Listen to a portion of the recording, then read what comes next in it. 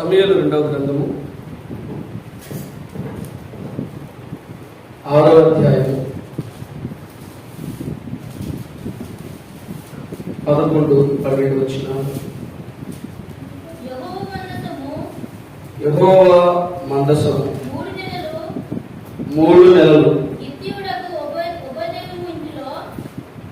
గిత్తీయుడకు ఓబేదెదోము ఇంటిలో ఉండగా యెహోవా ఓబేదెదోమును అతని ఇంటి వారందరినీ ఆశీర్వదించాడు. దేవుని మందసము ఉండుట వలన యెహోవా ఓబేదెదోము ఇంటి వారిని అతనికి కలిగిన దానిని అంతటిని ఆశీర్వదించుచున్నాడు. చాలు. మనము ఆశీర్వదించబడడానికి ప్రాముఖ్యమైనటువంటి కారణం ఇక్కడ చెప్పబడింది. మనం ఆశీర్వదించబడడానికి ప్రాముఖ్యమైనటువంటి కారణం, సాధనం ఇక్కడ మనకు కనిపిస్తుంది. మందసము అంటే ఒక పెట్టె. బహుశా ఎంత కొంచెం అటు ఇటుగా ఉండొచ్చు. ఈ బల ఉంది కదా, ఈ బలకి కొంచెం అటు ఇటుగా కొంచెం తక్కువగా ఉంటుంది. దానికి అంతా కూడా కోత పోసిన బంగారు రేకులు తీస్తారు. దాని అంతటి కూడా ముందు వెనక కింద మీద పైన అంతా లోపల బయట.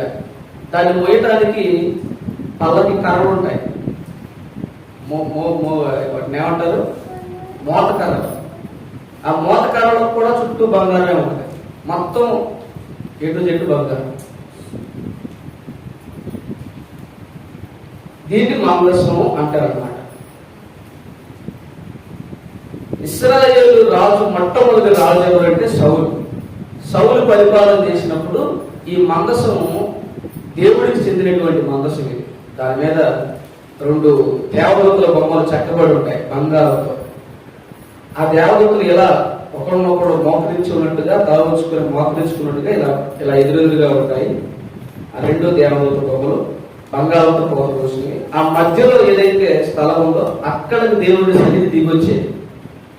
దాన్ని కరుణాపీఠము అంటారు. దాన్ని ఆ మందసం పైన మూత మీద అది ఉంటే దేవుడు అంటే లెక్క వాళ్ళకి. ఆ స్థలం మీద దేవుడు దిగొచ్చాడు. ఆ 2 దేవతల మధ్యలోనికి దేవుడు దిగొచ్చేవాడు. ఎప్పుడు కూడా దేవుడు ఆత్మ కదా, ఆయన అలా దిగి వచ్చేవాడు. అక్కడ నుండి మోషేతో యెహోషువతో అందరితో మాట్లాడేవాడు. అదంటే ఇశ్రాయేలు ప్రజలకు ఎంతో భక్తి, ఎంతో భయం. దాన్ని ఎవరు పడితే వాళ్ళు ముట్టుకోకూడదు. దానికోసం ఒక తెగ ఉంది, ఒక వర్గం ఉంది, ఒక గోత్రం ఉంది, లేవీ గోత్రం. ఇశ్రాయేలు ప్రజలు 12 గోత్రాలు. వాడు 12 గోత్రాలు. 12 ఇశ్రాయేలుకి అంటే యాకోబుకి 12 మంది కొడుకులు. ఆ 12 మంది కొడుకుల నుంచే 12 గోత్రాలు పుట్టాయి. జాగ్రత్తగా వినాలి దేవుని వాక్యం. ఈ 12 గోత్రాల వాటిలో లేవీ గోత్రాన్ని దేవుడు తన సేవ కొరకు ఏర్పాటు చేసుకున్నాడు. వాళ్ళు మాత్రమే ఆ మందసాన్ని పుట్టుకోవాలి. మిగతా ఎవరు పుట్టుకున్నా చచ్చిపోయినట్టే, చంపేసేస్తాడు దేవుడు. దేవుడు పరిశుద్ధుడు కదా. ఈరోజు మనకి పరిశుద్ధమైన దేవుడు అంటే మనకు అలుసుగా ఉంది, ఆషామాషిగా ఉంది. దేవుని మందిరం అంటే మనకు ఆషామాషిగా ఉంది. దేవుని మందిరంలో మనం మాట్లాడుతుంటాం, ఏవేవో చేస్తా ఉంటాం, ఏవేవో తప్పుడు తలపు తప్పుడు ఆలోచిస్తా ఉంటాం. కూర్చొని మనకు అలుసుగా ఉంది దేవుడి సన్నిధి. అంతే, దగ్గరగా వచ్చిన వాళ్ళంటే ఎవరికైనా అలుసే. దేవుడు మన దగ్గరకు వచ్చాడు కాబట్టి మనకు అలుసు. దేవుడు అన్నా, దేవుడి సన్నిధి అన్నా, దేవుడి మందిరం అన్నా మనకి ఎంత అలుసు. కానీ ఆ రోజుల్లో వాళ్ళు దేవుడి సన్నిధికి వెళ్ళాలంటే వణికిపోయేవారు. దేవుడు ఆ మందసాన్ని ముట్టుకున్నారంటే కనుక అంతే, ఒక్క లేవి గోత్రం తప్ప. అంతటి పరిశుద్ధుడు. పర్వతం మీదకి దిగి వచ్చినప్పుడు ఆయన మోషే దగ్గర పర్వతం మీద దిగి వచ్చినప్పుడు ఈ పర్వతం దరిదాపుల్లో ఎక్కువ ఉండడానికి వీలేదు. దేవుడు పైన పర్వతం మీద దిగి వచ్చాడు, మోషే అక్కడ ఉన్నాడు. మన వెనకాల పర్వతం ఉంది కదా, అలాంటి పర్వతమే. ఆ పర్వతం పైన టాప్ లో దేవుడు దిగొచ్చాడు. మోషే అక్కడ ఉన్నాడు. ఈ ఈ ఈ పర్వతం కనీసం ఒక 15-20 ఎకరాలు వెడల్పుల వైశాల్యం కలిగి ఉంటుంది. అక్కడ దేవుడు ఉంటే ఇక్కడ పర్వతాన్ని ముట్టుకున్నా కూడా చచ్చిపోతారట. అదవుతుంది మీకు. ఎక్కడ పర్వతాన్ని అంచుకుంటూ కూడా చచ్చిపోతారట. అందుకే దేవుడు అన్నాడు, దరిదాపుల్లో ఎవరికి రాకుండా చూసుకోండి, కాపలా పెట్టుకోండి, ఎవడన్నా కనుక వచ్చి ముట్టుకుంటూ చచ్చిపోతారు. అది దేవుడి పరిశుద్ధమైన సన్నిధి అంటే. అంత శ్రేష్టమైనది. మనకి ఈరోజు దేవుడు అనగా, దేవుడి పరిశుద్ధుడు అనగా మనకి ఎంత అలసో, మనకి ఎంత సులభనో. ఆ రోజు ఇశ్రాయేలు ప్రజలు గడగడ గడగడ ఒలిగేవారు. అలాంటి దేవుని మందసం శత్రువులు పట్టుకుని వెళ్ళిపోయారు. సౌలు రాజుగా ఉన్నప్పుడు, దావీదు రాజు అయిన తర్వాత ఆ మందిరాన్ని తీసుకొచ్చాడు, ఆ మందసాన్ని తీసుకొచ్చాడు, ఒక ఇంట్లో పెట్టాడు. అక్కడ నుంచి దావీదు ఏం చేస్తా ఉన్నాడంటే, మందసాన్ని తీసుకుని వస్తా ఉన్నప్పుడు లేవీయుడు కాని ఒకడు, అతని పేరు ఉజ్జా. లేవీయుడు కాని ఒకడు, అతని పేరు ఉజ్జా. ఎడ్ల బండి మీద మందసాన్ని పెట్టుకుని వస్తున్నారు. అది పద్ధతి కాదు అసలు. ఎడ్ల బండి మీద మందసాన్ని పెట్టడానికి దేవుడు ఒప్పుకోలే. దేవుడు ఎక్కడ దాన్ని ఎలా మెయింటైన్ చేయాలి అనేది దేవుడు ముందుగా అన్ని రాయించాడు లేవీ గ్రంథంలో. నలుగురు మనుషులు వాళ్ళ భుజాల మీద మొయ్యాలి మందసాన్ని. అది కూడా లేవీ గోత్రం వాళ్ళు, కోరహు కుటుంబ సభ్యులు. లేవీ గోత్రంలో కోరహు వాళ్ళు ఉన్నారు, వాళ్ళు మాత్రమే మొయ్యాలి దాన్ని. దావీదు ఏం చేస్తాడంటే, ఆరాటం ఎక్కువైపోయి, ఆవేశం ఎక్కువైపోయి, ఆలోచన తక్కువైపోయి మందసాన్ని మరి ఎడ్ల బండి మీద పెట్టుకొని తీసుకొస్తున్నాడు. మందసం అలా ఎడ్ల బండి మీద వస్తుంటే ఎడ్లు నడుస్తూ ఉండగా ఎడ్లకు కాలు జారి ఇలా ఒరిగేసరికి మందసం పడిపోబోయింది. అలా పడిపోబోతుంటే ఉజ్జా అనే వ్యక్తి చెయ్యి చాపి ఆ మందసాన్ని పట్టుకునే ప్రయత్నం చేశాడు. పట్టుకునే ప్రయత్నం చేశాడు. ముట్టుకోగానే దేవుడు అతన్ని మొక్కాడు, చచ్చిపోయాడు. స్పాట్లో చచ్చిపోయాడు. ఇది చాలా కఠినంగా ఉండొచ్చు మనకి, కానీ దేవుడికి అది కఠినమైంది కాదు. దేవుడు ఒక నియమం పెట్టాడంటే దానికి నువ్వు లోబడి తీరాలి. నీ ఇష్టానుసారంగా చేస్తానంటే కుదరదు. దేవుడు ఏ నియమం పెట్టాడో ఆ నియమం ప్రకారం మనం నడుచుకోవాలి. నియమం దాడితే ఒప్పుకోండి. నియమం ప్రకారం నడుచుకుంటే ఎంతగా దీవిస్తాడో అనేది అసలు కొలతలేదు, లెక్కలేదు. లేవీయులే ముట్టుకోవాలి మందసాన్ని అన్న సంగతి ఇశ్రాయేలు అందరికీ తెలుసు. కానీ ఈ ఉజ్జా చేయి మందసాన్ని ముట్టుకునే ప్రయత్నం చేస్తే దేవుడు మొత్తేశాడు. స్పాట్లో చచ్చిపోయాడు, ఇమ్మీడియట్ గా చచ్చిపోయాడు. అది చూసి దావీదు మిగతా ప్రజలందరూ తీవ్రంగా భయపడ్డారు. బాబోయ్, ఇలాంటి పరిస్థితి, ఇలా అయితే మందసాన్ని నేను ఎలా తీసుకుని వెళ్ళగలను అని భయపడి ఓబేదెదోము ఇంటిలో మందసాన్ని పెట్టారు. మందసాన్ని ఎక్కడ పెట్టాలా అని ఆలోచన చేస్తూ ఉంటే అందరూ కూడా భయపడి మా ఇంట్లో వద్దు అంటే, ఓబేదెదోము మాత్రమే నా ఇంట్లో పెట్టండి అన్నాడు. దేవుడి సన్నిధి నీ దగ్గరకు వస్తున్నప్పుడు నువ్వు కాదంటే ఇంక నీకు ఆశీర్వాదం ఏమవుతుంది?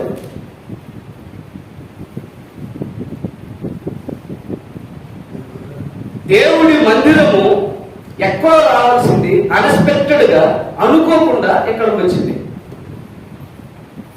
ఇక్కడ మందిరం వస్తున్న సంగతి తెలిసినప్పుడు అంకుల్ గారు భయపడాలి, ఆంటీ గారు భయపడాలి, సంతోషించారు, ఆనందించారు. మంచిది, మా స్థలంలో దేవుడి మందిరం అంటే మాకు సంతోషం, కట్టండి, మేము స్థలం ఇస్తామని వాళ్ళు ముందుకు వచ్చారు, చోటిచ్చారు. దేవుడి మందిరానికి ఏమి ఇచ్చారు? చోటిచ్చారు. వాళ్ళు చోటు ఇవ్వడం ద్వారా మందిరం కట్టబడింది. ఈ రోజు పరిచయం జరుగుతుంది. మనం అందరం ఇక్కడ కూర్చొని హాయిగా దేవుడి సన్నిధిలో పెట్టుకుంటున్నాం. హల్లెలూయా. దీన్ని దేవుడు ఊరికే పోలేవు, ఆశీర్వాదాన్ని సమృద్ధిగా వాళ్ళకే ఇస్తాడు. అందులో ఏమాత్రం సందేహం లేదు. అందరూ భయపడుతున్నారు, మా దగ్గర వద్దు అంటే ఒక్క ఊరేదో మాత్రం మా ఇంట్లో పెట్టండి మందసాన్ని, ఏం పర్వాలేదని మందసానికి ఆహ్వానం పలికాడు. ఈరోజు చాలా మంది ప్రార్థన కడుతున్నారంటే మా ఇంటి దగ్గర వద్దు అనేవాళ్ళు చాలా మంది ఉన్నారు. మీ ఇంటి దగ్గర ప్రార్థన పెడితే మీ కుటుంబానికి దీవెన, మీ కుటుంబంలో నుండి సువార్త బయటికి వెళ్తుంది, ఒకరిద్దరికి రక్షించబడతారు, చాలా మంది బలపరచబడతారు, ఆదరించబడతారు. మీ ఇంటి దగ్గర ఫోటో పెడతాను, మా ఇంటి దగ్గర ఇప్పుడు వద్దండి, మాకు కుదరదండి, మా నీళ్ళు బోటు కాదండి, సర్దుబోటు కాదండి అని సాకులు చెప్తూ ఉంటారు. ఎలా దీవించబడతావు మరి? ఎలా ఆశీర్వదించబడతావు? మీ ఇంటి దగ్గర ప్రార్థన ఉందంటే ఎలా దీవించబడతావు? దేవుడి సేవకుడు ప్రేరేపించబడి అమ్మా మీ ఇంటి దగ్గర ప్రార్థన పెడదాం అని అన్నప్పుడు దానికి లోపడాలి, అంగీకరించాలి. దేవుడి ఆశీర్వాదం అది. దేవుడి సన్నిధి నీ ఇంటికి వస్తానంటే, దేవుడి సేవకుడు నీ ఇంటికి వస్తానంటే, దేవుడి సంఘం నీ ఇంటికి వస్తానంటే, నీ ఇంటి దగ్గర నీ స్థలంలో ప్రార్థన చేస్తానంటే నువ్వు ఒప్పుకోకపోతే ఆశీర్వాదం ఎవరికి పోతే? నీకు వస్తుందే? ఎవరికి వస్తుందే?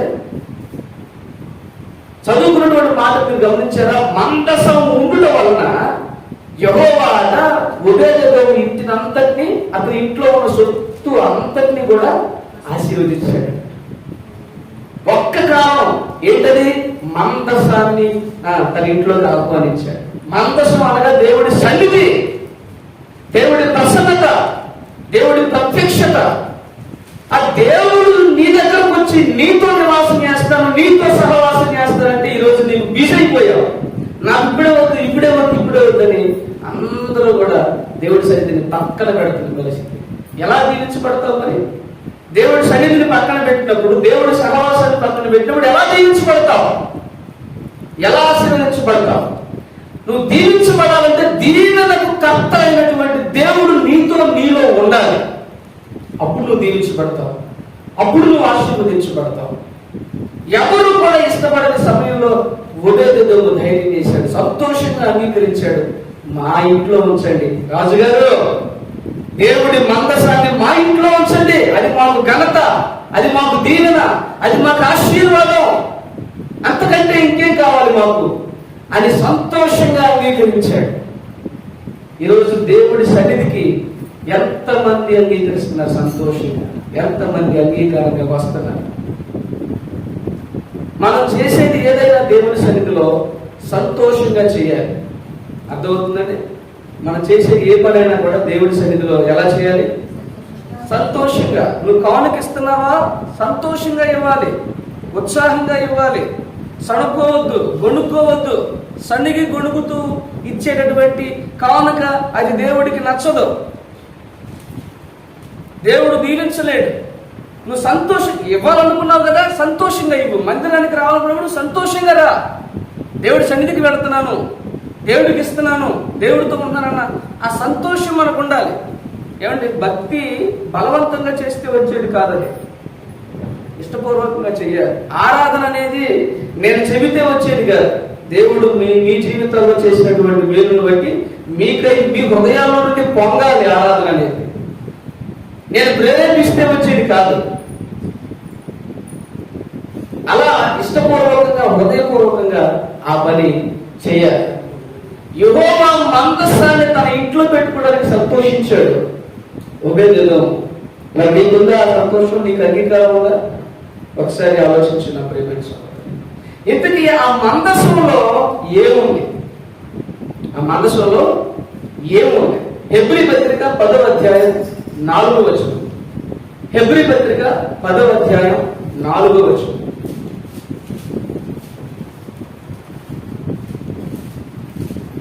హెబ్రీ పత్రిక 10వ అధ్యాయం 4వ వచనం. ఏలయనగా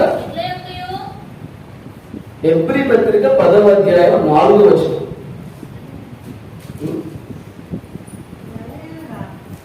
అదేనా? అదే 9వ అధ్యాయం 4వ వచనం. అందులో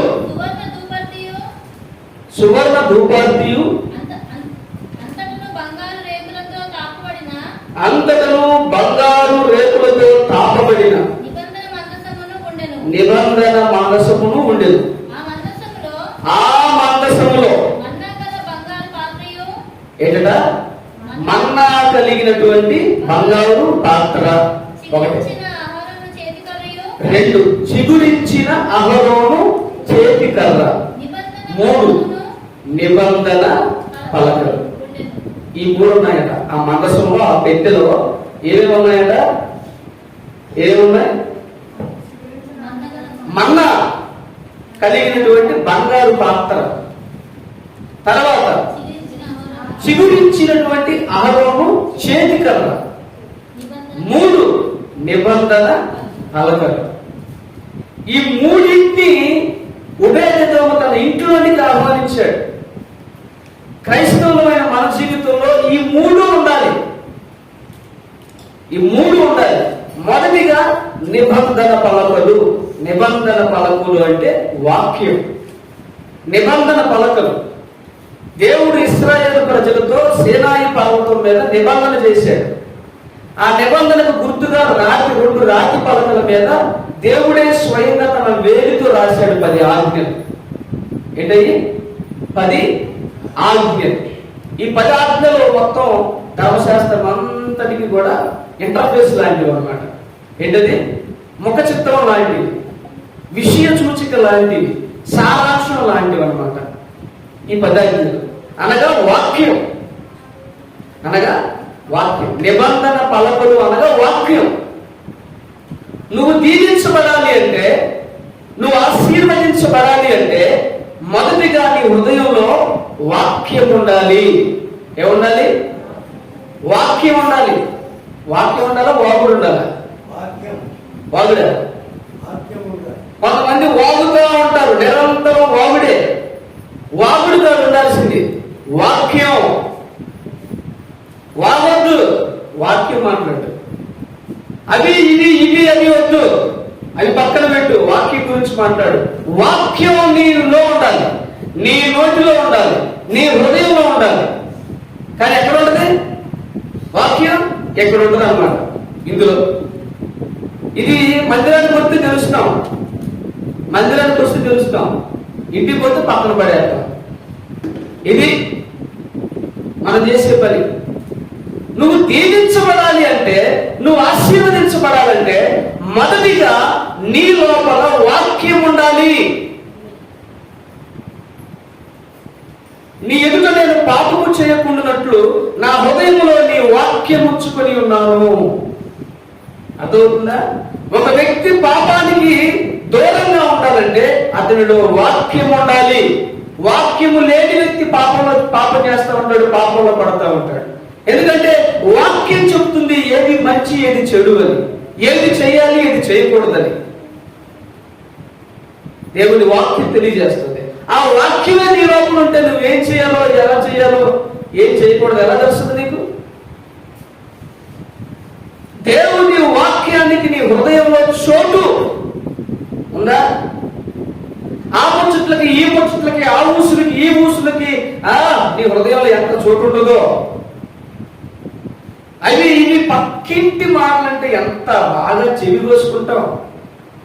ముసలమ్మ ముచ్చట్లు కట్టి పెట్టి పరిశుద్ధ గ్రంథాన్ని చేతబట్టి దీక్షతో నడుము కట్టి ఇంటింటి తలుపు తట్టి, దీక్షతో నడుము కట్టి ఇంటింటి తలుపు తట్టి యేసయ్య ఊసే చెప్పమ్మా, ఓరకలే ఉంటే తప్పమ్మా. యేసయ్య ఊసే చెప్పమ్మా, ఓరకలే ఉంటే తప్పమ్మా. ముసలమ్మ ముచ్చట్లు కట్టి పెట్టి పరిశుద్ధ గ్రంథాన్ని చేతబట్టి దీక్షతో నడుము కట్టి ఇంటింటి తలుపు తట్టి, దీక్షతో నడుము కట్టి ఇంటింటి తలుపు తట్టి యేసయ్య ఊసే చెప్పమ్మా, ఓరకలే ఉంటే తప్పమ్మా. యేసయ్య ఊసే చెప్పమ్మా, ఓరకలే ఉంటే తప్పమ్మా. ఆ ఇంటి సంగతులన్నీ ఈ ఇంటికి మోసేవమ్మా, పొరుగింటి విషయాలన్నీ చాటింపు వేసేవమ్మా. ఆ ఇంటి సంగతులన్నీ ఈ ఇంటికి మోసేవమ్మా, పొరుగింటి విషయాలన్నీ చాటింపు వేసేవమ్మా. ఇక్కడ మాటలు అక్కడ చెప్పి మంచిని చెడుగా తిప్పి, ఇక్కడ మాటలు అక్కడ చెప్పి మంచిని చెడుగా తిప్పి రెచ్చగొట్టే పనులే మానమ్మా, చిచ్చు పెట్టబాకే చిన్నమ్మా, రెచ్చగొట్టి పనులే మానమ్మా, చిచ్చు పెట్టబాకే చిన్నమ్మా. కల్పించిన కథలంటే చెవి కోసుకుంటావమ్మా, చెడు మాటల సభలంటే నీవే ముందుంటావమ్మా. కల్పించిన కథలంటే చెవి కోసుకుంటావమ్మా, చెడు మాటల సభలంటే నీవే ముందుంటావమ్మా. విన్నదానికి కొసరు వేసి ఉన్నదాన్ని మార్చేసి, విన్నదానికి కొసరు వేసి ఉన్నదాన్ని మార్చేసి, కొండలు చెప్పవద్దమ్మా, జగడాలు పెట్టకు పెద్దమ్మా, కొండలు చెప్పవద్దమ్మా, జగడాలు పెట్టకు పెద్దమ్మా. కదా, అటు ఇటు అవి ఇవి మోసేస్తావు, ఒక్క ముక్క వాక్యం నీ దగ్గర ఉండదు. ఇంకెన్ని నెలలు తీస్తాడు దేవుడు? జీవితాంత కాలం నువ్వు పడి పడి పడి పడి రుగ్గురోలు కనుక పిండి ఎలా నలుగుతా ఉండదు, అరిగిపోతా ఉండదు, అరిగిపోతుంది నీ జీవితం అంతా. మెత్త గుజ్జు గుజ్జు అయిపోతాయి, ఏముండదు, మొత్తం కథం.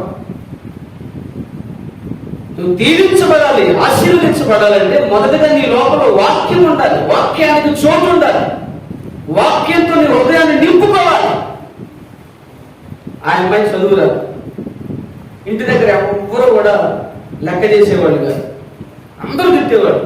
నాకు ఫోన్ చేసి గంటలు మాట్లాడేది, అన్నయ్య ఇలా ఇలా సంగతులు ఇలా ఇలా ఏం చేయాలి, నేను కూడా గంటలు మాట్లాడాను. కష్టం అనుకోకుండా, శ్రమ అనుకోకుండా ప్రతి విషయాన్ని చెప్పేవాడు, చెప్పినట్టుగా పాటించేది. ఈరోజు మంచి సాక్ష్యం సంపాదించింది ఆ ప్రాంతంలో, ఆ ఊర్లో. మన భారతదేశంలో సువార్త చాలా తక్కువగా ఉన్న ప్రాంతాల్లో ఒక ప్రాంతం ఒరిస్సా ప్రాంతం. ఆ ఒరిస్సా ప్రాంతంలో దేవుడి కొరకు సాక్షిగా నిలబడ్డం అంటే మామూలు విషయం కాదు. అది ఎప్పుడు పడితే అప్పుడు ఫోన్ చేసి అనే ఎలాంటి పరిస్థితి ఎలాంటి పరిస్థితి ఎలాంటి పరిస్థితి ప్రతి విషయాన్ని చెప్పేవాడు. అన్న మా సంఘులు ఎలా ఉన్నారు అలా అంటున్నారు, ప్రతి విషయాన్ని నాకు చెప్పి అడిగేది. నేను వివరంగా అన్ని విషయాలు అలా కాదమ్మా ఇలా, వాటిని నమ్మొద్దు, వీటి చేయొద్దు అని ప్రతిదీ కూడా ఎంతో సమయాన్ని కేటాయించారు. ప్రతి విషయం తెలుసుకోవాలన్న తపన, ఆసక్తి. మన హైదరాబాద్ మంది కూడా అందుకే, వాళ్ళకి ఏం కావాలి? వాక్యం కావాలి. వాక్యం కోసం నన్ను ఎక్కడి నుంచి అక్కడ పిలిపించుకున్నారు. 4,500 రూపాయల కాపులు పెట్టారు నాకు. ఆడవాళ్ళు ఇళ్లలో పని చేసుకునేవాళ్ళు, వాళ్ళు 1000, వీళ్ళు 2,000, వాళ్ళు 1,500, ఇలా 4,500 రూపాయలు ఒక్కడికి పెట్టారు. 4 పెట్టిన కాలకు సుధీరికి కూడా పెట్టేశారు. 50 మందికి భోజనాలు పెట్టారు 3వ రోజు. వాళ్ళకున్న తపన, వాళ్ళకున్న ఆశ, వాళ్ళకున్న కోరిక వాక్యాన్ని తెలుసుకోవాలి, వాక్యాన్ని తెలుసుకోవాలి, గుండెల నిండా వాక్యాన్ని నింపుకోవాలి. ఇది వాళ్ళ ఆశ, ఇది వాళ్ళ కోరిక. మనకు లేదు. ఇంకెలా జీవించబడతాం, ఇంకెలా ఆశీర్వదించబడతాం? మందిరానికి దొంగ కొట్టేస్తా ఉంటారు. ఏది ముఖ్యం, ఏది ప్రాముఖ్యం? నువ్వెందుకు ఇంకా అట్టడుగు స్థాయిలో ఉండి నీ జీవితంలో సంతోషం లేకుండా, నెమ్మది లేకుండా ఎందుకు అనుకున్నావంటే నీకు సరిగా వాక్యము రాదు, వాక్యానికి నువ్వు చోటు ఇవ్వదు. కాబట్టి 19వ కీర్తన చదువుకున్నాం మనం. దేవుని వాక్యం చదవడం వల్ల జ్ఞానం పెరిగిద్దట, వివేకం పెరిగిద్దట. అబ్బో ఎంత శ్రేష్టమైన విషయాలు 19వ కీర్తనలో ఉన్నాయి. దేవుని ధర్మశాస్త్రం అట బుద్ధిహీనులకు జ్ఞానాన్ని కలుగజేస్తుందట, వెలుగును కలిగిస్తుందట. అటువంటి దేవుని వాక్యానికి నీ హృదయంలో చోటు లేకపోతే నువ్వు ఎలా దీవించబడతావు? How can you be blessed? నువ్వు ఎలా దీవించబడతావు? వాక్యానికి ఏది చోటు? వాక్యానికి ఏది సమయం? ఏది? వాక్యాన్ని వినరే, వాక్యాన్ని వినరే. మనసాన్ని ఇంట్లోకి ఆహ్వానించాడు అంటే ఏమో ఆహ్వానించాడు? మనసులో ఉన్న వాక్యాన్ని తన జీవితంలోకి ఆహ్వానించాడు. మనసును ఆహ్వానించేస్తే దేవుడు దీవిస్తాడు ఏంటి? మనసులో ఉన్న వాక్యాన్ని తన జీవితంలో, తన కుటుంబంలోనికి ఆహ్వానించాడు. అందుకని ఇంట్లో ఉన్న వాళ్ళందరినీ, వాళ్ళకున్న ఆసక్తిని అందరినీ దీవించాడు. అర్థమవుతుందా బ్రదర్? ఒకటి కాదు, మొత్తం A to Z. ఎందుకు దీవించాడు? ఎందుకు ఆశీర్వదించాడు? వాక్యం వాక్యాన్ని ఆహ్వానించాడు. ఒకరిని ఆశీర్వదించలే, ఇద్దరిని ఆశీర్వదించలే, భార్య భర్తలను ఆశీర్వదించలే, పిల్లల్ని ఆశీర్వదించలే. మొత్తం ఫ్యామిలీలో ఎంత మంది ఉంటే అంతమందిని, వారి ఆస్తులు ఎంత ఉంటే అంతనే, పాడి పంటలన్నింటినీ సమృద్ధిగా దీవించాడు. Why? Because of word of God, దేవుని వాక్యాన్ని బట్టి. మనం ఏంటంటే గొంతు చించుకొని మొత్తుకొని చెబుతున్న వాక్యానికి చోటు ఎవరు మందిరానికి సరిగా ఎలా దీవించబడతారు? ఎలా ఆశీర్వదించబడతారు? ఎలా పైకి వస్తారు? వాక్యాన్ని చోటు ఇవ్వకపోతే, వాక్యాన్ని మనసులో దాచుకోకపోతే, యెహోవా ధర్మశాస్త్రమునందు ఆనందించుచు దీవారాత్రము దాన్ని ధ్యానించువాడు ధన్యుడు, అతడు చేయునదంతయు సఫలమగును. ఎవరు చేసేది? ఎవరైతే వాక్యాన్ని ఇష్టపడి ప్రేమించి ఆ వాక్యాన్ని హృదయంలో నెమరేసుకుంటారో, వాక్యం ప్రకారం బ్రతుకుతారో, వాళ్ళు ఏ పని చేసినా సక్సెస్ సక్సెస్ సక్సెస్, ఓటముండదు. మా అక్క చనిపోయింది, మా మేనత్త లక్ష్మి ఆమె పేరు, అమ్మాయిలాగే ఉంటుంది. దేవుడు అంటే ఎంత ప్రేమ. నేను సేవకుడు కావాలని కోరుకున్నాను. మా కుటుంబంలో మొట్టమొదటి ప్రభువుని తెలుసుకున్నది ఆ ఒక్కతే, మిగతా వాళ్ళంతా డూప్లికేట్. మందిరానికి వచ్చేదంటే ఇన్ని చేసుకొచ్చేది, బిస్కెట్ ప్యాకెట్, చకోడీలు, అవి ఇవి ఇన్ని, తర్వాత ఇన్ని బియ్యం, అంత కాముగా. మా అక్క పెళ్లి చేసుకున్న వ్యక్తి దరిద్రుడు, పుట్టు దరిద్రుడు, ఏమీ రాదు, సేవ కాదు, చదువు సంధ్యలు లేవు, తెలివితేటలు లేవు. ఎప్పుడైతే మా అక్కని పెళ్లి చేసుకున్నాడో, ఎప్పుడైతే మా అక్క ప్రభువుని సేవిస్తా ఉందో, వాళ్ళకి ఏమీ లేవండి. మంచి ఎడ్లు కొనుక్కున్నారు, 2 ఎడ్లు, మంచి మేకలు, ఎన్ని మేకలు, అంటే పశువులు, గేదెలు. తినటానికి గతి లేని వాళ్ళు పొలాలు కౌలుకు తీసుకుని వ్యవసాయం చేసేంత స్థాయికి ఎదిగారు. గొప్పగా జీవించాడు. మా అక్క గుడ్డి చేతులతో మందిరానికి వస్తారు. నేను ఆశ్చర్యపోయేవాడిని. నేను డిగ్రీ ఫైనల్ ఇయర్ చదివి, డిగ్రీ ఫైనల్ ఇయర్ చదివిన తర్వాత మా అక్క దగ్గర నేను ఒక 6 నెలలు ఎండాకాలం సెలవుల్లో ఉన్నానమాట. మందిరానికి ఎంత తీసుకెళ్ళేదో నాకు ఆశ్చర్యం అవుతూ ఉండేది. అప్పుడు నేను పడుచుకునేవాడు కాదు, ఇవన్నీ చూసేవాడిని అంతే. అట్లా నేను మందిరానికి పోయేవాడి కాదు, పోడు కాదు. మనంతా సినిమాలు, శ్రీకారులు, తిరుగుడు, ఈ వ్యవహారం అన్నారు. దేవుడా దేవుడా, మా అక్కలను చూసి నేను ఎంత ఆశ్చర్యపోయేవాడు. ఒక్కసారి దాన్ని కట్టించుకుని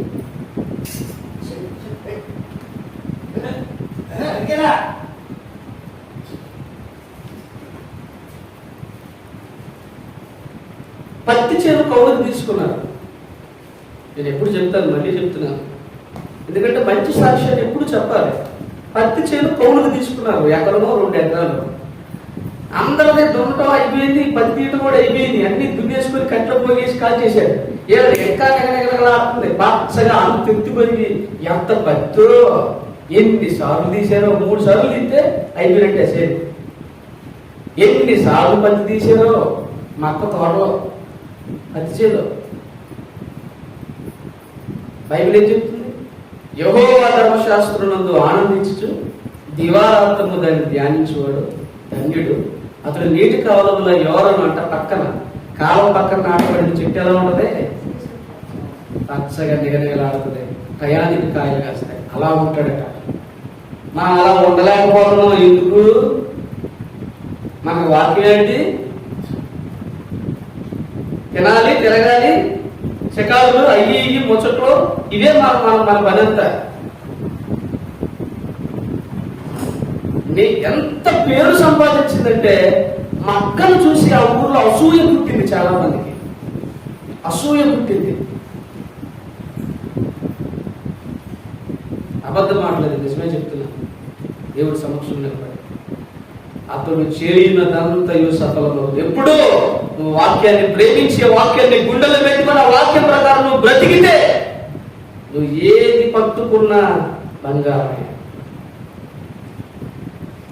దీవిస్తాడు, దేవుడు ఆశీర్వదిస్తాడు.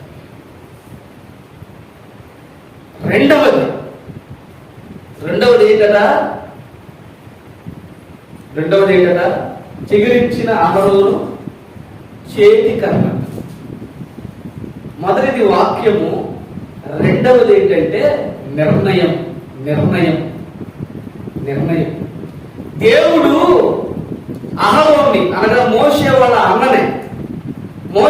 అన్నని యాజకుడిగా నియమించుకున్నాడు. పరిశుద్ధ స్థలంలోనికి, ప్రత్యక్ష గుడారంలోనికి, దేవుడి ఆ మందిరంలోనికి ఈ యాజకుడు మాత్రమే వెళ్తాడు, ఇంకెవరు వెళ్ళడానికి లేదు. అది శ్రేష్టమైనటువంటి పోస్టు.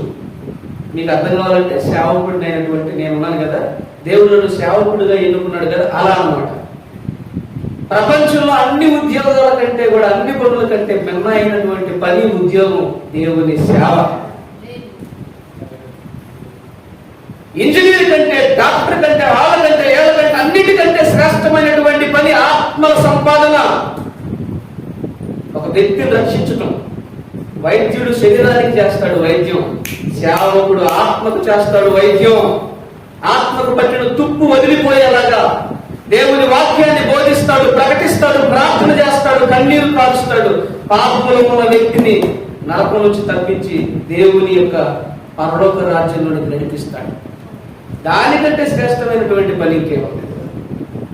అది అటువంటి సేవకుడిగా అహరోను దేవుడు ఎంచుకున్నాడు. ఇది కొంతమందికి నచ్చలే, కొంతమందికి గిట్టలే. మీరే పరిశుద్ధులా, మీరే వాక్యం చెబుతారా, మీరే మాట్లాడాలా, మేము మాట్లాడకూడదా, మేము చెప్పలేమా వాక్యం, మేము చేయలేమా దేవుని పని అని కొంతమంది బయలుదేరారు.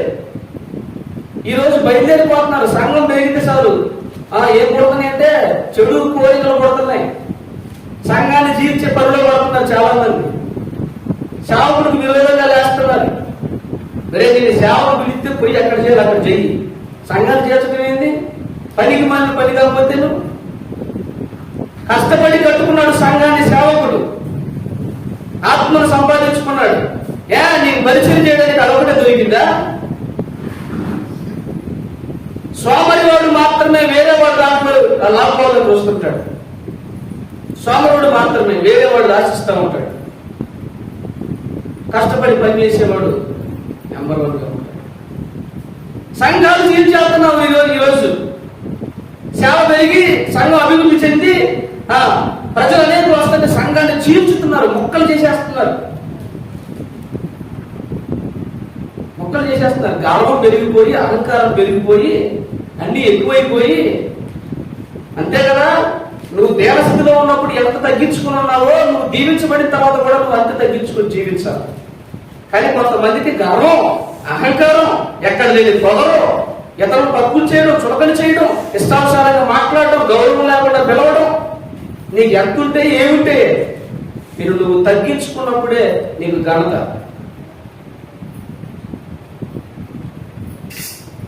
పిలుపు బాగుండాలి, చూపు బాగుండాలి, ప్రవర్తన బాగుండాలి. నీకు ఎంతలో ఉన్నాయి, నీకు ఏమన్నా ఉన్నాయి. తగ్గించుకొని జీవించడం ఉత్తముల లక్షణం, జ్ఞానుల లక్షణం. దేవుడే తనను తాను తగ్గించుకొని మనుషుల పాదాలు కలిగాడు. నువ్వెంత, నేనెంత, మనమెంత? తగ్గింపు లేదు ఈరోజు సమాజంలో. దేవుడు దీవించినప్పుడు హెచ్చింపుకు పోతున్నారు. తగ్గించుకొని జీవించాలి. నేను ఎప్పుడో ప్రభువుని అడుగుతాను, అయ్యా నువ్వు దీవించే కొలది నేను తగ్గించుకొని జీవించడానికి నాకు సహాయం చేయండి. మీరు ఎంతగా జీవిస్తే నేను అంతగా తగ్గించుకోవడానికి నాకు సహాయం దయచేయండి అని ప్రభువుని అంటే, నాకు చేత కాదు, నేను ఉండలేను, మరి నేను బలహీన, నాకు శరీరం ఉంది కదా. ప్రభువుని అడుగుతాను, నేను నాకు సహాయం చేయ ప్రభువా, నాకు దీన మనసు నీవు ప్రభువా, తగ్గింపు మనసు నీవు ప్రభువా, నన్ను నేను తగ్గించుకుని ఉండడానికి నాకు సహాయం దయచేయ ప్రభువా. నేను ఎప్పుడు అనుకుంటాను, నేను డిగ్రీ చదివాను, ఉద్యోగం చేశాను, దేవుడి సేవకుడిని, బైబిల్ బాగా తెలుసు, అయినప్పటికీ నా తల్లి కాలి గోటుకు సరిపోతుంది. నేను ఆ ఫీలింగ్తో ఉంటాను. ఎందుకంటే ఆమె పడిన కష్టం, ఆమె పడిన శ్రమ, ఆమె పడినటువంటి దుఃఖం, బాధ, రెక్కలు ముక్కలు చేసుకుని కుటుంబాన్ని పోషించడం దేనికి పనికొస్తాను? నేను కష్టపడే వాళ్ళ కాలి గోటికి సరిపోను. నేను ఎవరైనా కానీ నీతి నిజాయితీలు కలిగి ఎవరైతే నమ్మకంగా భర్తకు నమ్మకంగా ఉండి కుటుంబాన్ని పోషించుకుంటూ భర్త చెడుతులు తిరిగినా కూడా కుటుంబానికి అండగా నిలబడి ఏ తల్లి అయితే శ్రమపడి ప్రయాసపడుతూ ఉందో ఆ తల్లి కాలు పోటీ సరిపోతుంది. నాకు ఎంతుంటే నేను డిగ్రీ చదివితే 1 లక్షల ఒక రాకపోతే ఎవరికంటే ఎక్కువ సంఘాలు చీల్చేస్తా ఉన్నారు. ఈరోజు సేవకుడిగా అహరోను దేవుడు నియమించుకుంటే కొంతమందికి ఎక్కువైపోయింది. అప్పుడు దాకా బాగానే ఉన్నారు, కొంతకాలం బాగానే ఉన్నారు. పైకి వచ్చారుగా, దీపించబడ్డారుగా, గర్వం పెరిగింది. ఆయనే సేవ చేస్తాడా, ఆయనే వాక్యం చెప్తాడా? నేను చెప్పలేవా? మేము కూడా దేవుని పెట్టలే, మేము కూడా పరిశుద్ధులే బయలుదేరారు. ప్రభు అన్నాడు, పరీక్ష పెట్టాడు. ప్రభు చూస్తూ, ఒరే బాబాయ్ మీరు వచ్చారు కదా, మీ కర్రలు పట్టుకుంటారు, మీ కర్రలు తీసుకుంటారండి. అహరోను కూడా అహరోను చేతిలో కర్ర ఉంటుంది, కర్ర తీసుకుని వస్తాడు. మీ కర్రలో అహరోను కర్ర అక్కడ పెట్టండి. ఎవడి కర్ర వాడి పేరు రాయండి. ఎండిపోయిన కర్రలయ్యి పచ్చి కర్ర ఎవరు వాడుతున్నారా? వాడరు కదా, ఎండిపోయిన కర్ర వాడతారు దేనికైనా కూడా. ఎండిపోయిన కర్రలో 70 అనుకుంటాను, 70 మంది విరోధంగా లేస్తే అందరూ వాళ్ళ కర్ర మీద వాళ్ళ పేరు రాశారు. అహరోను కూడా అహరోను కర్ర మీద తన పేరు రాశాడు. అన్ని చేసుకుని ప్రత్యక్ష కూడా అంతా పెట్టారు. తెల్లవారిన తర్వాత ఎవడి కర్ర అయితే చిగురిస్తుందో, అర్థమవుతుందా మీకు? ఎండిపోయిన కర్ర భూమిలో నాటకుండా కేవలం చిగురు పెట్టాలట. సాధ్యమైంది? అసాధ్యం అది. దేవుడు చేసేది ఎప్పుడు కూడా అసాధ్యమైన కార్యాలే చేస్తాడు. ఈ కర్ర లోపల పెట్టండి. తెల్లవారేసరికి ఎవరి కర్ర అయితే చిగురిస్తుందో వాడిని నిలపరుచుకునే సేవకుడు అన్నాడు. అందరూ లోపల పెట్టేసరి పేరు రాసి తెల్లారి మోషే వచ్చాడు, కర్రలు చూశాడు. 70 కర్రలు ఎండిపోయి అన్నీ ఉన్నాయి. అహరోను కర్ర మాత్రం చిగురేసిందట. చిగురేయటమే కాదు, పుష్పించిందట. పుష్పించడమే కాదు, కాయలు కాసింది. ఎండిపోయినటువంటి చెట్టు కొమ్మ, ఎండిపోయిన కర్ర దేవుడికి నువ్వు అప్పగించుకుంటే ఎండిపోయిన దాంట్లో నుండి జీవాన్ని పుట్టిస్తాడు దేవుడు. హల్లెలూయా. నీ జీవితం ఎంత ఎండిపోయింది కావచ్చు, ఎంత పాడైపోయింది కావచ్చు, పతనమైపోయింది కావచ్చు, ఏ మాత్రం జీవం లేనిదై ఉండొచ్చు, ఏ మాత్రం ఆశలు లేనిదై ఉండొచ్చు, నిరీక్షణ లేనిదై ఉండొచ్చు. కానీ నువ్వు ప్రభుకు అప్పగించుకుంటే ఎంత పాడైపోయి చెడిపోయి పతనమైపోయినా తిరిగి నీలో మరలా పునరుజ్జీవాన్ని సృష్టించగలడు నా దేవుడు. మోడుబారిన జీవితాలను చిగురింపజేయగలవు నీవు. మోడుబారిన జీవితాలను చిగురింపజేయగలవు నీవు. మారానుభవం మధురముగా మార్చగలవు నీవు. మారానుభవం మధురముగా మార్చగలవు నీవు. మహోన్నతుడా నేను నివసించుట నా జీవిత ధన్యతై ఉన్నది. మహోన్నతుడా నీ కృపలో నేను నివసించుట, మహోన్నతుడా నీ కృపలో నేను నివసించుట నా జీవిత ధన్యతై ఉన్నది. నా జీవిత ధన్యతై ఉన్నది. దేవుడి సన్నిధిలో బ్రతకడమే మన భాగ్యం. ఆయనకు మనం అప్పగించుకుంటే మోడుబారిన ఎండిపోయినటువంటి జీవితాలను తిరిగి చిగురింప చేయగలడు, ఫలింప చేయగలడు, పుష్పింప చేయగలడు, సమృద్ధి ఇవ్వగలడు. ఆ దేవుడు గొప్పవాడు. తెల్లారేసరికి కర్రలని తీస్తే వాళ్ళ కర్రలన్నీ ఎవడైతే తిరుగుబాటు చేశాడో వాళ్ళ కర్రలన్నీ అలాగే ఉన్నాయి. అహరోను కర్ర మాత్రమే చిగురు పెట్టి పుష్పించింది. అందరూ ముక్కున నోటి మీద వేలేసుకున్నారు, సిగ్గుపడ్డారు. ఎవరైతే నీ మీద తిరుగుబాటు చేస్తున్నారో, నేను నిందిస్తున్నారో, దూషిస్తున్నారో, అవహేళన చేస్తున్నారో వారందరూ ఒక రోజు తలదించుకునే రోజు వస్తుంది. వారందరూ సిగ్గుపడే వస్తుంది. దెర్ ఇస్ ఎ టైం, సమయం ఉంది. వెయిట్, కనిపెట్టుకుని ఖచ్చితంగా దేవుడు తల ఎత్తుతాడు. అందరూ అవన్నీ ఇష్టానుసారంగా తిట్టారు. నువ్వు సేవకుడివి, నువ్వేనా మనగాడివి, కోటుగాడివి, మేము కాదా చేయలేవా అన్నారు. చివరి దేవుడు ఏం చేశాడు? సిగ్గుపరిచాడు. ఎస్, దేవుని ప్రజల మీదకి ఎవరైతే వస్తారో, దూషిస్తారో, ద్వేషిస్తారో, హింసిస్తారో వారందరూ ఒకానొక రోజున సిగ్గు నొందుతారు. గత బుధవారం 27వ తారీఖు గురువారం అనుకుంటాను,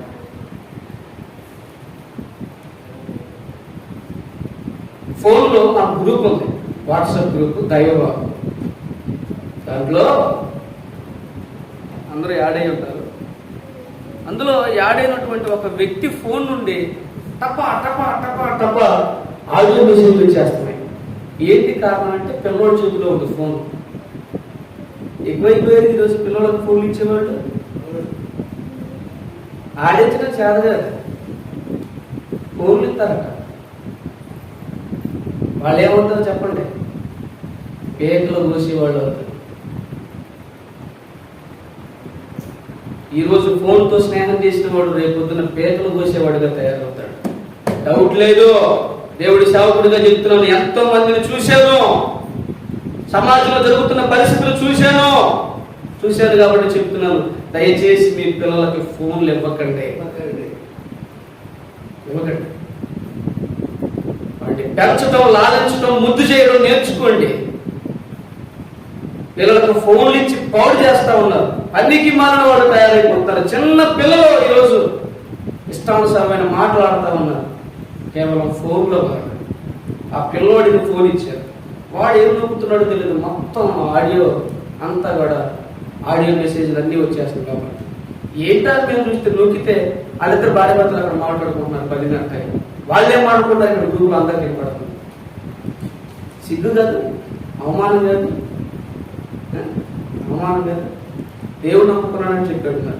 అతను నేను గద్దించాను, బ్రదరు నీ ఫోటో ఏమో దండం పెట్టి ప్రార్థన చేస్తున్నట్టు పెట్టావు, నువ్వేమో పాట పాడుతున్నావు, మీరేమో భార్య భర్తలు మాట్లాడుకుంటున్నారు, మీ రహస్యాలు, మీ సీక్రెట్లు, మీ ఇద్దరి మధ్య ఉండాల్సిన విషయాలన్నీ బయటకు వస్తున్నాయి, మేము వింటున్నాము, ఏంటిది మీరు పిల్లవాళ్ళకి ఎందుకు ఫోన్ ఇస్తున్నారని గద్దించాను. నేను గద్దించినందుకు 2 రోజుల తర్వాత అర్ధరాత్రి 12 నాకు ఫోన్ చేసి పట్ట బూతు తిట్టాడు. ఎవడరా నువ్వెవడరా చెప్పడానికి? అంత బూతు తిట్టాడు. ఎంత నీచంగా మాట్లాడాడో ప్రభుకి అప్పగించాడు. బాధగలి అప్పటికీ నిద్రపోయి ఉన్నాను నేను. అర్ధరాత్రి 12 నిద్రపోయిన ఆ రోజు బాగా అలసిపోయాను. నిద్రలో ఉన్న ఫోన్ చేస్తే ఫస్ట్ మంచిగా మాట్లాడి మీ అడ్రస్ ఎక్కడ 5 అని అడిగాడు. మంచిగా మాట్లాడాడు మొదట్లో. తర్వాత ఎవరో ఎందుకు ఏం కావాలి ఇట్లా సాగితే నువ్వు ఎవడో నాకు ఫోన్ చేయడానికి, మేము భార్య భర్తలు మాడుకుంటూ నువ్వు వింటావు, నువ్వు సేవకుడు కదా, నువ్వు అది ఇదని నోటికి వచ్చినట్లుగా తిట్టాడండి. వినలేక ఫోన్ కట్ చేశాడు. అర్ధగంట సేపు దాదాపు. అందులో 7 అడ్మిన్స్ ఉంటాం. అందులో ఒకళ్ళు యాడ్ చేశారు. నేను యాడ్ చేయలేదు. అతను కాంటాక్ట్ లిస్ట్లో అతని పేరు ఉంది, అతను యాడ్ చేశాడు. మాకు తెలియదు. అతను ఎక్కడ అనుకుంటున్నారు? కాకినాడే. అతను నీచంగా మాట్లాడాడు. చాలా బాధేస్తున్నాను, బాధగలిగింది. తిరిగి నేనేం అనలేదు, ప్రభుకి అప్పగించాను. దేవుడికి అప్పగించాడు. సిగ్గుపడతారు ఖచ్చితంగా. దేవుడి బిడ్డలు జోలికి వస్తే దేవుడి సేవ, అయ్యా నేను సేవ చేస్తున్నాను, మరి నువ్వు ఇలా చేయకూడదు కదా అని నేను గద్దించాను. అయ్యా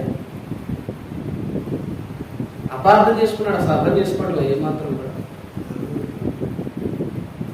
నువ్వు ఎందుకు వింటున్నావురా నా మాట్లాడి, మా ఇద్దరు మాట్లాడాలన్నాడు. నేనేంటి బాబు, అందరూ విన్నారు.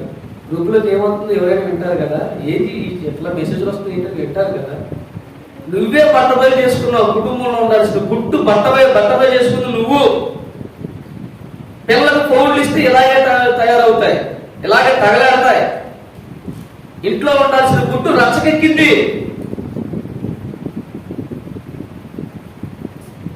నేనేమనలేదు, ప్రభుకి అప్పగించాను, ప్రభు చూసుకోండి మీరే, నాకు సంబంధం లేదు, నేనేం తప్పు చేయలేదు. ఒకవేళ నేను తప్పు చేసిందే నన్ను క్షమించండి. ఒక సేవకుడిగా అతన్ని గద్దించాను, పిల్లవాడికి ఫోన్ ఇచ్చి జీవితాన్ని పాడు చేయకండి. మీరు మాట్లాడుకునే విషయాలన్నీ కూడా సీక్రెట్స్ అన్ని మాకు ఎప్పడుతున్నాయి అని అన్నానంటే దానికి నోటికొచ్చినట్లుగా మాట్లాడాను. నీ అడ్రస్ చెప్పు, ఇంటికి వస్తా, ఒరే నువ్వు కనబడితే నిన్ను మామూలుగా పోతుందా, చంపేస్తాను. అది ఈ చేతులతో గొడ్డలు పట్టుకుని కత్తులు పట్టుకుని తిరిగాను నేను. నా పూచి పడ్డాడు. మా బాబాయ్ 100 మందిని నిలబెట్టి కొట్టాడు. మాది పెద్ద ఇది బ్యాక్గ్రౌండ్. నేను కొట్టలాంటే చెట్ల అవన్నీ వదిలేసుకొని దేవుడి సేవకు వచ్చాను. నా పాప దేవుడికి క్షమించాను. ఈ విషయం మా బ్రదర్ ఫోన్ చేసి చెప్పాడు, అయ్యా నువ్వు పడతావు చంపేస్తాను అంటున్నావు, ఆయన లీగడ్డి పెద్దోడి ఆయన అవన్నీ వదిలేసి వచ్చాను. వాడు ఎవడైతే నాకేంటి,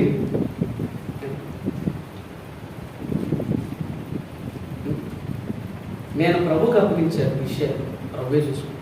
దేవుని బిడ్డల జోలికి ఎవరు వచ్చిన తాగించి ఇష్టానుసారంగా మాట్లాడారు. అహరోనుని నిందించారు. నిందించిన వారందరికీ దేవుడే బుద్ధి చెప్పాడు. ఎస్, దేవుడు బుద్ధి చెప్తాడు. నువ్వు మాట్లాడద్దు, నువ్వు నోరేసుకోవద్దు, నువ్వు తగుకు దిగవద్దు, నువ్వు పోట్లాడకు దిగొద్దు. దేవుడు చెప్తాడు సమాధానం. అంతవరకు ఓపిక కలిగి ఉండు. దేవుడు మాట్లాడతాడు. దేవుడికి అప్పగించే విషయాన్ని తొందరపడి నువ్వెందుకు బదులు చెప్తావు? మనకు తొందర ఎక్కువ, మనకు ఆవేశం ఎక్కువ. దేవుడి కంటే ఎక్కువ ఆవేశం మనకే. మనకు దేవుడి కంటే ఆవేశం అనే నేను చూసుకోలేదా, నాకేం తక్కువ అని వెళ్ళిపోతాం, దూకుతాం. మన గొడవ అంటే మనకి ఇష్టం, ఎంత ఇష్టమో మనకి. నిజంగా నా మటుకైతే గొడవ అంటే చాలా ఇష్టమండి, ఎంత ఇష్టం, ఎంత ఇష్టమో గొడవ అంటే. చాలా గొడవ అక్కడ పోయేవాడి, వాళ్ళు ఎలా కొట్టుకున్నారు అలా ఉండేది. అప్పుడు దేవుడు దాన్ని తీసేసి నలగొట్టి చెత్తగొట్టి, ఒరే బాబు అలా ఉండకూడదు అని నా జీవితాన్ని మారిస్తే ఈరోజు ఇదిగో ఇలా సేవ చేస్తాను. చేయలేక కాదు, తెగించలేక కాదు, కొట్టలేక కాదు, తిట్టలేక కాదు, అన్నీ వచ్చు మానేసుకుని ప్రభువులో ఉంటున్నాం. దాన్ని అలసిగా తీసుకోవద్దు, తగ్గించుకునే వారిని ఇంకా తక్కువ చేసి చూడదు. పడుతున్నారు కదా అని నోటుకొచ్చినట్టుగా మాట్లాడు, అంటున్నారు కదా అని ఓర్చుకున్నారు కదా, సహిస్తున్నారు కదా అని ఇష్టానుసారంగా మాట్లాడకండి. దేవుడు రంగంలో దిగితే మామూలుగా నువ్వు నోటితో చేసిన పాపానికి దేవుడు నోటి మీద కొడతాడు. జాగ్రత్త, అలాంటి పని చేయకండి. తగ్గించుకునే వారు సులకనగా చూడకండి, నిందించకండి, అమాయకులు చూసి ఇష్టానుసారంగా మాట్లాడకండి, వేలాకోవడం పర్యాసకాలు ఆడకండి. ఇలాంటివి మనకు తగదు. మనం అలా ఉంటే సాత్వికుల పక్షంగా దేవుడు నిలబడతాడు, దేవుడి పక్షంగా దేవుడు. మరి దేవుడితో పోరాటం చేయగలమా మనం? అలాగే ఆయన కొడితే దేనికి పనికిరాము. ఎందుకు? వాళ్ళ పక్షాన్ని దేవుడు ఉంటాడు, వాళ్ళ జోలికి మనకి ఎందుకు? మన సరిహద్దులు మనం ఉంటాం, మన నోటిని మనం కంట్రోల్ చేసుకుంటాం. దేవుడు అహరోన్ని నిర్ణయించాడు, ఆ నిర్ణయానికి కట్టుబడి జీవించాలి వీళ్ళందరూ కూడా. దేవుడు అహరోన్ని ఎంపిక చేశాడు, అహరోను మాట వినాలి, లోబడాలంతే. సేవకుడు మాట్లాడితే సేవకుడి మాటకు లోబడాలి, గౌరవించాలి. సేవకుడిని హెచ్చించాడు. నీకంటే తక్కువ ఉన్నాడు కదా, తప్పు చేయొద్దు. నీకు వయసు తక్కువ, గీసు తక్కువ, వయసు తక్కువ తమ్ముడు అంటూ అన్నాను. ఈ కాదు, దేవుడి సేవకుడు అన్న సంగతిని గుర్తించాలి. అతని వయసు ఎలాంటిదైనా, అతని రూపం ఎలాంటిదైనా నీకు అనవసరం. అతను దేవుడి సేవకుడుగా వచ్చాడు, దేవుడి సేవకుడుగా గుర్తించాలి, గౌరవించాలి. అది మన అందరి విధి. ప్రతి ఒక్కళ్ళ విధాన్ని గౌరవించాలి. చిన్నోడా, పెద్దోడా, ముక్కోడా, ముసలోడా కాదు, వచ్చినోడా, రానోడా, తిరిగి ఉన్నోడా, లేనోడా కాదు. దేవుడి సేవకుడు అంటే దేవుడి సేవకుడే. సేవకుడిని గౌరవించు, మాటకు లోబడు, దీవించబడతావు, ఆశీర్వదించబడతావు. అంతవరకే. అహరోన్ని తులకన చేసి పడేశారు. ఆ చిగురించిన అహరోను కర్రని దేవుడు లోపల పెట్టాడు అనమాట. ఆ మందసం పెట్టిలో పెట్టించాడు గుర్తు కోసం. ఆ పలకల్ని గుర్తుగా లోపల పెట్టించాడు. మూడవది ఏంటంటే మన్నా కలిగిన బంగారు పాత్ర. మన్నా అంటే మీకు చెప్తారు వినండి.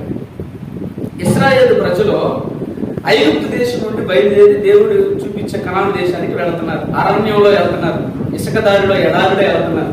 తినటానికి ఏమీ లేదు. మాకు తినటానికి లేదు మహాప్రభు అని ప్రార్థన చేయాల్సింది పోయి, ఏం దేవుడు మాకేం చేశాడు, మమ్మల్ని అనవసరంగా తీసుకొని చెడబడేశాడు. ఐగుప్తులో కేదోసకాయలు, చిక్కుడుకాయలు, గోంగూర, టమాటా బాగుండేవి, ఇక్కడ తీసుకొచ్చి పడేశాడు మమ్మల్ని అని చెప్పి తిట్టుకున్నారు, చనుక్కున్నారు, కొనుక్కున్నారు. ఏం పోయే కాలం నీకు ఇది? నీకు ఏదైనా లేకపోతే ప్రార్థన చెయ్యి, నీకు ఏదైనా లేకపోతే అడుగు. తిట్టుకుంటావేంటి, చదువుకుంటావేంటి, కొనుక్కుంటావేంటి? సనుగుళ్ళు కొనుక్కులు మానేయండి. ఇంట్లో ఏమైనా లేకపోతే సనగబాగండి భార్యలో. ఆ విషయాన్ని చెప్పండి, సనుకోబాగండి. ఏ మొగుడు మాగారు మొగుడు ఏం తేగలేదు, ఏం పెట్టలేదు అనబాగండి. చులకన చేయకండి, తక్కువ చేయకండి, సనగొద్దు. విషయం ఏదైనా ఉంటే ప్రేమగా చెప్పండి, అడగండి. అంతేగాని సనగళ్ళు గొలుగుళ్ళు మాత్రం మంచివి కాదు. సనుగుడు చాలా పెద్ద పాపం. వీళ్ళు సరుగుతున్నారు తగులుకొని. అద్భుతాలు అయిపోయింది, 10 అద్భుతాలు చేసాడు, మర్చిపోయారు అంతే. కొంతమంది ఎన్ని అద్భుతాలు చేసినా మర్చిపోవడమే, మళ్ళీ ఫస్ట్కే జీవితం అంతా ఫస్ట్కే. కొంతమంది జీవితాలు అలాగనే ఉంటాయి. కుక్క తోటనే ఎంత స్ట్రైట్గా పెట్టినా కానీ కర్ర పెట్టి ఆ కర్ర తీసి చూడండి, మళ్ళీ మళ్ళీ ఎలా బాగోలేదు, మళ్ళీ ఎక్కడ అంటే. కొంతమంది జీవితాలు అలా ఉంటున్నాయి. ఎన్ని అద్భుతాలు చేశాడు దేవుడు, ఎన్ని మేలు చేశాడు, అన్ని మర్చిపోయారా, పక్కన పెట్టేశారా? ఎప్పుడు ఇలాగైనా జీవితం 10 అద్భుతాలు వాళ్ళ కోసం ప్రపంచంలో ఎవ్వరు ఎక్కడ వినని చూడనటువంటి అద్భుతాలు చేశాడు, మర్చిపోయారు. ఎర్ర సముద్రాన్ని పాయం చేసుకోవడం పోయాడు, మర్చిపోయారు. ఇప్పుడు ఏమొచ్చింది? ఇప్పుడు ఆకలి అయిపోయింది, ఆకలి అయిపోయింది. కూరగాయలు లేవు, మాంసం లేదు, కూరగాయలు లేవు, మాంసం లేదు. ఎప్పుడు మాంసం బుద్ధే, మాంసం మీదే ఉంటుంది నీకు అంతా కూడా. మాంసం హెచ్చుగా తిని వారితో సహవాసం చేయొద్దని బైబిల్ చెప్తుంది. మరి మా గోదావరి అయితే మరీను ఉప్పు చేప లేకపోతే ముద్ద దిగదు, నీసు లేకపోతే అసలు ముద్దే దిగదు. బైబిల్ అంటే మాంసం హెచ్చుగా తిని వారితో సహవాసము చేయదు. ఎందుకు మూర్ఖులు అయిపోతారు వాళ్ళు. బ్రెయిన్ పని చేయడం మానేసేస్తుంది, రక్తమైపోద్ది హృదయం. మాంసం ఎంత తినాలా అంత తినాలా. అసలు మాంసం జోలి ఎందుకు? తేనె గురించే చెప్పాడు దేవుడు. తేనె కనిగొట్టివా తగినంత కొట్టితే కాదు, ఎక్కువ తాగినాడు కక్కి వేస్తలేము. తేనె ఎక్కువ తాగితే ఏమైపోద్ది? వాంతులు ఇరేసినాలు అయితే దొరికింది కదా అని కుమ్మేయొద్దు. కొంతమంది కుమ్మేయద్దు.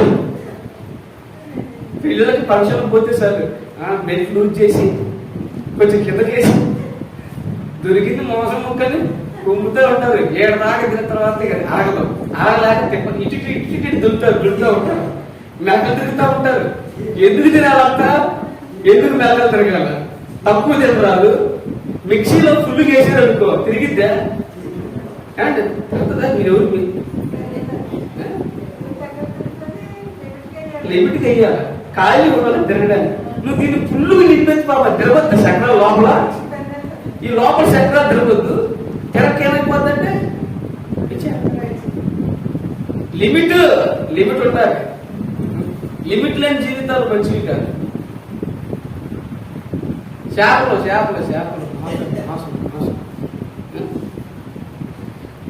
వీళ్ళకి మాసం కావాలట.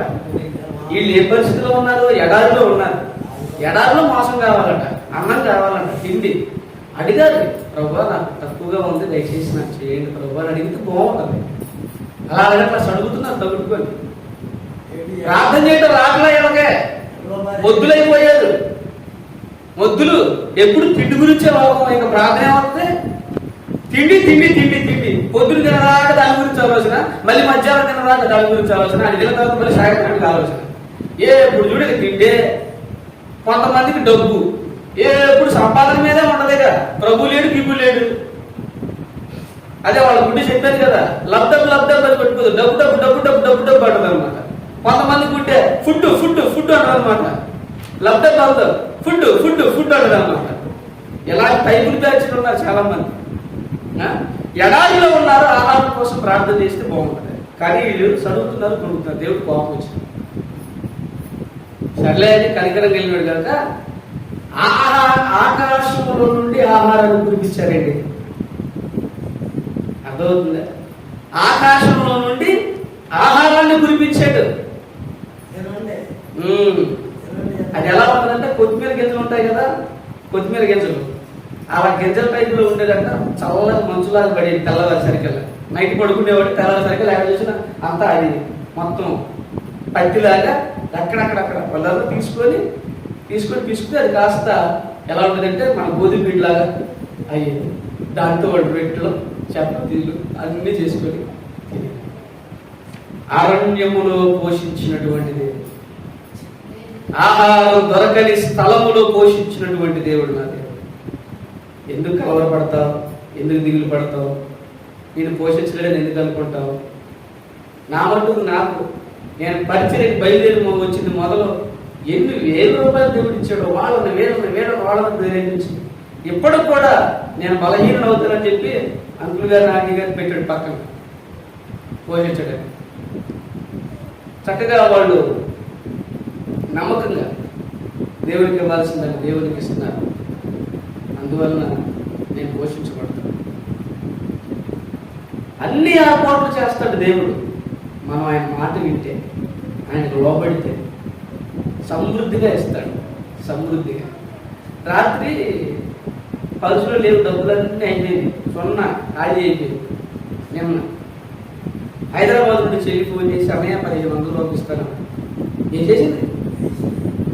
అయ్యే రాత్రి వాళ్ళు దేశరానికి వాళ్ళు రాత్రి వాళ్ళు వచ్చారు. నర్సీపట్నం వెళ్ళి 5 డబ్బులు డ్రా చేసుకుని వచ్చారు. ఎంత ఆశ్చర్యకరమైనటువంటి దేవుడు మన దేవుడు. ప్రభు మాట వింటే, ప్రభువు లోబడితే అద్భుతాలు చేస్తాడు, సమృద్ధిగా ఇస్తాడు, పోషిస్తాడు. నీ అవసరాలు తీర్చడానికి ఎందుకు నీకు దీనిలో రేపటి గురించిన చింత నీకు వద్దు. రేపటి గురించి చింతించకండి. మీ చింత యావత్తు నా మీద వేయండి. నేను పోషిస్తాను, నేను ఆదుకుంటాను, నేను కనికరిస్తాను, నేను సహాయం చేస్తాను. నువ్వు వద్దు, టెన్షన్ వద్దు, డోంట్ వర్రీ. దేని గురించినటువంటి దిగులొద్దు, దేని గురించిన చింతొద్దు. నేను నిన్ను పోషిస్తాను, నేను నిన్ను ఆదుకుంటాను. అరణ్యంలో ఎవరి వల్ల కాదు. ఇసుక ఎటు చూసినా ఇసుక ప్రాంతంలో ఉన్నారు వాళ్ళు. నీళ్లు దొరకకపోతే బండను కొట్టాడు దేవుడు. బండలో నుంచి నీళ్లు వచ్చాయి. మనం దేవుడికి లోపడితే బండ లాంటి మనసులు కలిగిన వాళ్ళ దగ్గర నుంచి కూడా దేవుడు మనకు సహాయం ఇప్పిస్తాడు. మూలుగుల దగ్గర నుంచి కూడా మనకు సహాయం ఇప్పిస్తాడు. ఏలియాను కాపుల చేత పోషించాడు. కాపులు చేసుకొచ్చాడు. రొట్టె 3 పూటలు రొట్టె, మాంసం ముక్క కూడా చేయమని లేక. ఏమండి, కాకి మాంసం ముక్క కనబడుతూ వదులుతుందండి. వదులుతుందా? వదలదు. దానికి ఎంత ఇష్టమో కాకి మాంసం ముక్క అంటే.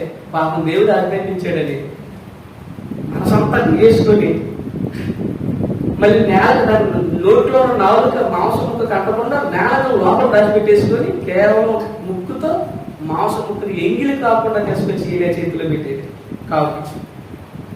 మన దేవుడు ఎంత గొప్పవాడు. నీకు ఇంకా అనుమానం, నీకు ఇంకా సందేహం. చెప్పాను కదా, నీకు ఎన్ని అద్భుతాలు చేయని. నీ మళ్ళీ ఫస్టే చేస్తాడంటవా దేవుడు? అయితదంటవా? ఈ అనుమానాన్ని ఏమనుమానాన్ని అనుమానం విశ్వాసం వచ్చారు. దేవుడు ఏదైనా చేయగల సమర్థుడు, ఎంతైనా చేయగల సమర్థుడు. భీకరుని బాహుబలము తక్కువైనదా, నీ కొరకు కార్యములను చేయలేనిదా. భీకరుని బాహుబలము తక్కువైనదా, నీ కొరకు కార్యములను చేయలేనిదా. సహనము విడువక కనిపెట్టుకున్న మేలు జరుగదా సదా. యెహోవాకు సాధ్యం ఏదైనా ఉన్నదా. సహాయపడు తండ్రి ఆయనే గదా. యెహోవాకు సాధ్యం ఏదైనా ఉన్నదా. సహాయపడు తండ్రి ఆయనే గదా. భీకరుని బాహుబలము తక్కువైనదా, నీ కొరకు కార్యములను చేయలేనిదా.